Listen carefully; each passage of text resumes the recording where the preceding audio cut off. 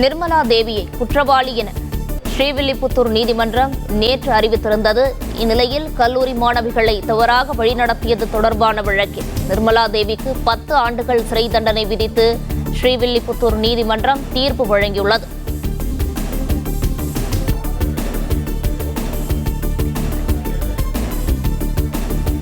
இதுகுறித்த கூடுதல் விவரங்களை செய்தி ஆசிரியர் வேல்ராஜ் வழங்க கேட்கலாம். வணக்கம் சார், இது குறித்த கூடுதல் விவரங்களையும் சொல்லலாம். அருப்புக்கோட்டை தேவாங்கர் கல்லூரியில் பேராசிரியராக பணியாற்றி வந்தவர் நிர்மலா தேவி. இவர் கடந்த 2018ஆம் ஆண்டில் கல்லூரியில் படிக்கின்ற மாணவிகளிடம் தவறான பாதைக்கு செல்லும்படி வலியுறுத்தி பேசிய ஆடியோ வெளியானது. அதனைத் தொடர்ந்து இவருக்கு பின்னணியில் யார் யார் இருக்கின்றார்கள் என்ற ஒரு குற்றச்சாட்டு முன்வைக்கப்பட்டு அதனைத் தொடர்ச்சியாக நிர்மலா தேவி கைது செய்யப்பட்டார். அவருக்கு உதவியாக இருந்த மேலும் 2 கைது செய்யப்பட்டனர். இந்த நிலையில் இந்த வழக்கிலிருந்து அந்த 2 விடுவித்த நீதிபதி நிர்மலா தேவியை குற்றவாளி என்று அறிவித்தார். அதன் தொடர்ச்சியாக இன்று தண்டனை விவரம் அறிவிக்கப்பட்டிருக்கிறது.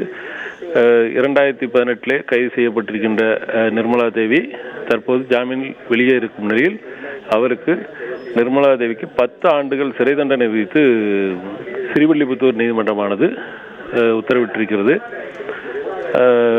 உத்தரவு தனக்கு தண்டனை வழங்கப்பட்டதை கேட்டவுடன் அவர் மிகுந்த ஒரு மன உளைச்சலுடன் காணப்பட்டதாக அங்கிருந்து வரும் தகவல்கள் தெரிவிக்கின்றன.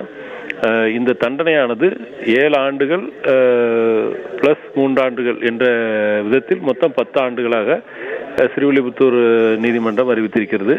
கல்லூரி மாணவிகளை தவறாக வழிநடத்திய குற்றச்சாட்டில் கைது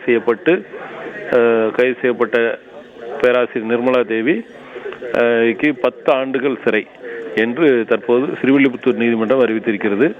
இந்த தண்டனையை அடுத்து அவர் உடனடியாக கைது செய்யப்பட்டு சிறைக்கு கொண்டு செல்லப்படுவார் என்று தகவல் வெளியாகியிருக்கிறது.